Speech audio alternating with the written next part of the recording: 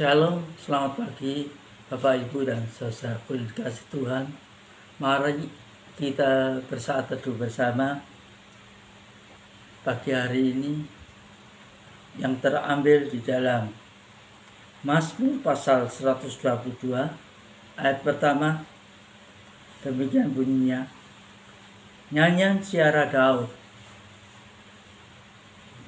Aku bersukacita ketika dikatakan orang kepadaku, mari kita pergi ke rumah Tuhan. Bapak, Ibu, dan saudara yang dikasih Tuhan, apa yang dikatakan Raja Daud di sini? Dia bersukacita ketika dikatakan orang kepadaku, mari kita pergi ke rumah Tuhan. Suatu kewajiban jika saat Tuhan sudah menolong dan memberikan jalan keluar yang terbaik dalam kehidupan kita, Tuhan bisa selalu mengucap syukur kepada Tuhan. Daud pun bersyukur, dia sebagai raja untuk memimpin umat Israel. Suka duka dia pun belajar untuk selalu mengucap syukur akan kebaikan-kebaikan Tuhan. Di dalam 1 Tesalonika 5 ayat 18 dikatakan, mengucap syukurlah dalam segala hal, sebab itulah yang dikehendaki Allah dalam Kristus Yesus bagi kamu. Tuhan selalu menghendaki kita selalu mengucap syukur. Saat duka, saat menghadapi masalah dan tidak menghadapi masalah, Tuhan ingin mengucap syukur dalam kehidupan kita. Bapak, Ibu, dan saudara yang dikasihi Tuhan, bersyukurlah kepada Allah tidak hanya merupakan kewajiban, tapi juga sebagai suatu bukti nyata bahwa kita mengasihi Tuhan dengan sungguh-sungguh. Orang yang bersyukur adalah orang yang mau merendahkan hati dan bersyukur atas segala kasih anugerah Allah. Amin. Sudahkah kita bersyukur pada Allah, baik dalam keadaan suka maupun duka? Kita akan belajar bagaimana orang yang bersyukur kepada Allah itu. Contoh pertama yaitu kehidupan Nabi Yunus. Tertulis dalam kitab Yunus pasal 2 ayat 1 dan 2 berbunyi, berdoalah Yunus kepada Tuhan Allahnya dari dalam perut ikan itu.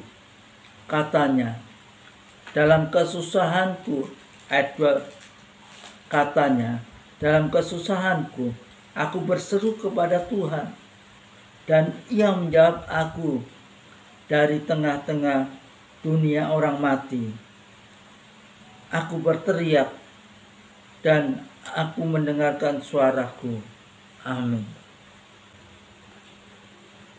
Dalam kesesakan, Nabi Yunus berseru kepada Tuhan. Dia menjawabnya. Jawaban atas seruan doanya itu membuat Nabi Yunus mempersembahkan korban dan membayar nasarnya. Dia belajar taat kepada perintah Tuhan. Di dalam Yunus pasal 2 ayat 9 berbunyi, tetapi aku dengan ucapan syukur akan kupersembahkan korban kepadamu.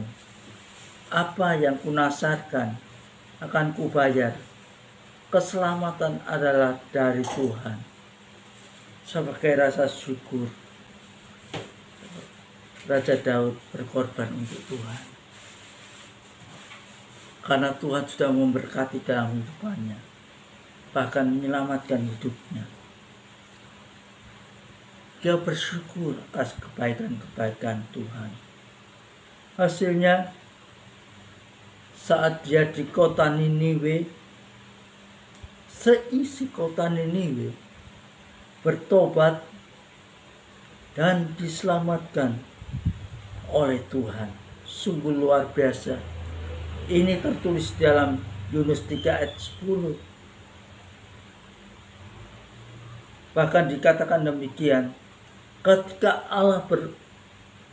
ketika melihat perbuatan mereka itu, yakni bagaimana mereka berbalik dan tingkah lakunya yang jahat, maka mensalah Allah, malapetaka telah dirancangkannya terhadap mereka, dan ia pun jadi melakukannya. Apa yang dilakukan Tuhan dalam kota Niniwe? Orang Niniwe bertobat. Akhirnya Tuhan memberi pertolongan. Akhirnya Tuhan menolong. Seisi kota Niniwe diselamatkan oleh Tuhan.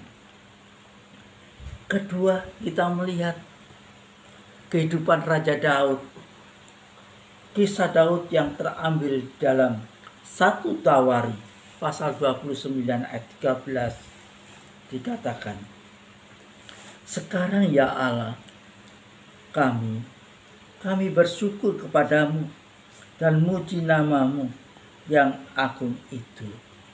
Bapak, Ibu, dan saudaraku yang dikasihi Tuhan, Daud sadar bahwa segala sesuatu berasal dari Tuhan.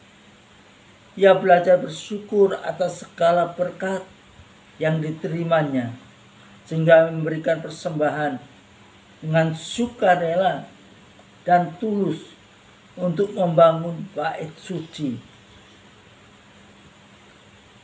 Itu tertulis di dalam 1 Tawari pasal 29 ayat 16 dan 17. Daud bersyukur kepada Allah. Daud sudah mendengar doa-doa Daud.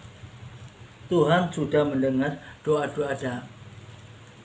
Dan Tuhan memberkati apapun yang digumulkan.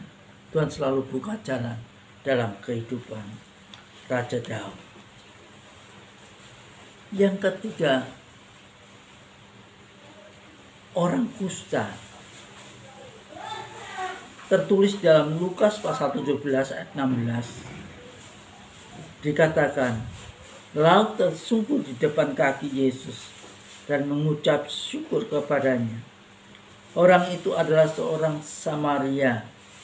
Bapak, Ibu, dan saudaraku dikasihi Tuhan, seorang yang dari 10 orang kusta yang disembuhkan Tuhan kembali mengucap syukur dan memuliakan namanya, dan suara nyaring bersaksi bagi Tuhan. Dalam Lukas 17:15 berbunyi, seorang dari mereka ketika melihat bahwa ia telah sembuh, kembali sambil memuliakan Allah dengan suara nyaring. Artinya, ketika ada menghadapi masalah, mereka yang sakit disembuhkan dengan luar biasa. Tidak ada sakit selain yang lain-lain masalah yang terjadi dalam kehidupan kita pun.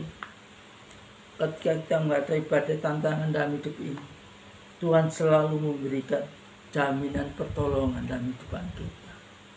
Dia selalu memberikan jalan keluar dalam kehidupan kita. Oleh karena itu, Bapak Ibu yang dikasihi Tuhan, jangan putus asa, tetap semangat, tetap cinta akan Tuhan. Kita harus bersyukur dengan melakukan sesuatu perbuatan, dan itulah yang menyenangkan hati Tuhan. Mari Bapak, Ibu, dan saudaraku yang dikasihi Tuhan, kita akan berdoa bersama-sama. Biarlah lewat renungan firman ini bisa menjadi kekuatan di dalam kehidupan kita. Amin. Mari kita berdoa. Bapak, Ibu, dan saudaraku yang dikasihi Tuhan, mari kita berdoa bersama. Bapa, kami bersyukur Engkau Allah yang setia, Allah yang terus peduli dalam kehidupan umat-Mu. Saat terjadi badai tantangan dalam kehidupan kami, Engkau tidak lalai, selalu memberi pertolongan dalam kehidupan umat-Mu.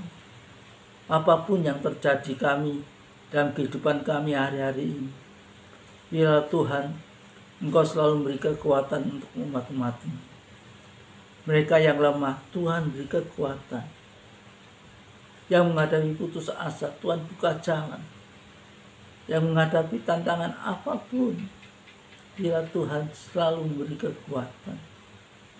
Bapak, kami bersyukur lewat masalah dan problem yang terjadi dalam kehidupan kami. Kan kami percaya Tuhan, Engkau Allah yang setia, Allah yang selalu tepat memberikan jalan keluar dalam kehidupan kami. Terpujilah nama-Mu Tuhan, kekal selama-lamanya. Amin. Selamat pagi, kiranya Tuhan memberkati kita semua. Amin.